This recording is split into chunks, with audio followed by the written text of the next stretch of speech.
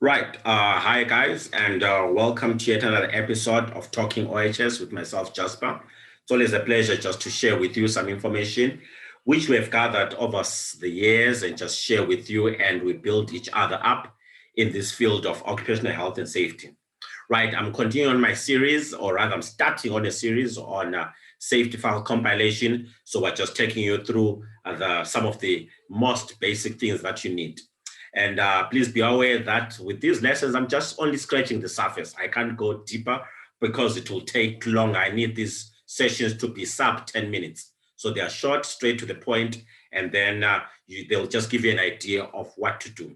If you want to learn more, get more information, I will advise you to join one of our programs, which is called the Safety Officer Training Course, where we train safety officers with detailed precision information on how you can be a good safety officer, and we teach you all the principles, we give you all the documentation, we give you all the templates, and we help you to become a well-rounded, confident, and knowledgeable and competent safety officer. So you can join those classes, and we'll talk more about those later on.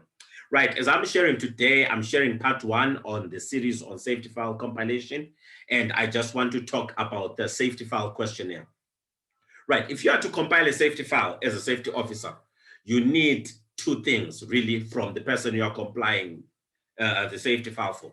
Number one, you want adequate information, and number two, you want accurate information. Those two things are very, very critical and very pertinent if you are to compile a proper safety file. You need, number one, adequate information, meaning to say that the person you are compiling the safety file for must give you information which is enough, information which is covering everything that you'll need to compile the safety file. But not only do you need adequate information, but you need accurate information, accurate to the T. Clear-cut information as to who is the first aider, who is the firefighter, what are the chemicals you'll be using on site, what is this, what is that, just adequate and accurate information. Now, to be able to get that information, which is both adequate and accurate, for us, what we do when we're compiling our safety files, we use what we call in our company a safety file questionnaire, or an initial safety file questionnaire. So when someone calls me and says, Jasper, can you compile a safety file for me? I say, no problem. Here is the price. We talk about that. That's dusted. Then before I do anything, I send them a document, just a 2-page document, and I say, please complete this document. I will need this document completed accurately and adequately, because that is what we'll need to compile the safety file. So I'll just share with you the example of this particular document. Now, a safety file questionnaire looks more or less like this. So basically, you're saying to your client or the person you're compiling the file for, here is a document, furnish me with the following information. Number one, do you have an electric version of your logo? If you do have, please send it to us, because what you want when you're compiling your safety file is on every page of every document, you need the logo of that particular company. So they'll send you the logo. You ask them, do you have a health and safety policy? If not, don't worry, you will do it for them. But if they have one, they'll send it to you so that you don't have to reinvent the wheel. You don't have to do what has already been done. They have a safety policy. It's signed by their director. You don't have to redo it. You ask them, what is the scope of work for the project? Because remember, you want your safety file to be site-specific. So you want to develop a file in relation to the scope of work. So they'll tell you, this is a cleaning and landscaping project. So they must tell you, what exactly will they be doing when they are cleaning? Will they be cleaning working at heights? Will they be using machinery? Landscaping? What equipment will they be using? etc. They must tell you in granular detail. So there they list to you, number one, when we're cleaning, we're doing this, we're doing that, we're doing this, we're doing that. They must give you all that information. Then you ask, how many people will be working on site? They tell you. Do you have a letter of good standing? They'll send to you. You ask them, we need to do some legal appointments in the safety file. Who is the name and surname of the director? Who is the site manager on the project? Who will be the site supervisor? Who will be in charge of driving the vehicles? Is there a safety officer on site?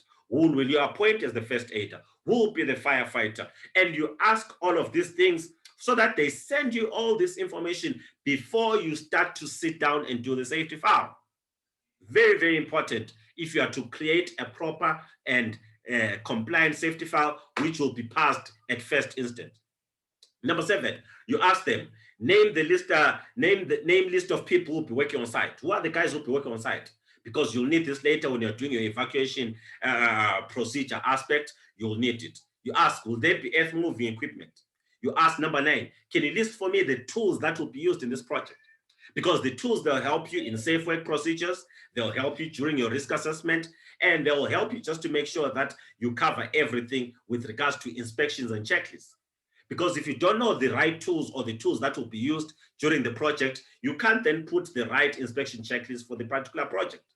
So the questionnaire is there to give you basic information. You ask for a copy of their logo, you ask, well, if the project involves working at height, you ask if medicals have been done, you ask for a list of chemicals, you ask for all of this particular information that will help you to be able to compile your safety file properly. Now, I have used this questionnaire, and this questionnaire has helped me to compile a safety file in record time. In 3 hours, 5 hours at the most, I'm done with the safety file. Why? Because I have got all the information that I need for me to compile the what? The safety file. If you don't have a questionnaire or a similar system, what will happen is someone will ask you to compile a safety file. Then after 10 minutes of starting, you will call them, hey, can you send me? They'll send you the logo. And then you work. After that, you call them again. By the way, who will be the supervisor? Who will be the first aider? Who will be the firefighter? They tell you. After a few minutes, you work. You call them again. By the way, what are the chemicals you'll be using in this project? Sometimes when you call them, they are not available. It stops your progress in compiling the file. So it's then important, ladies and gentlemen, that you have a questionnaire because it will help you to get all the information that you need for you to compile the file.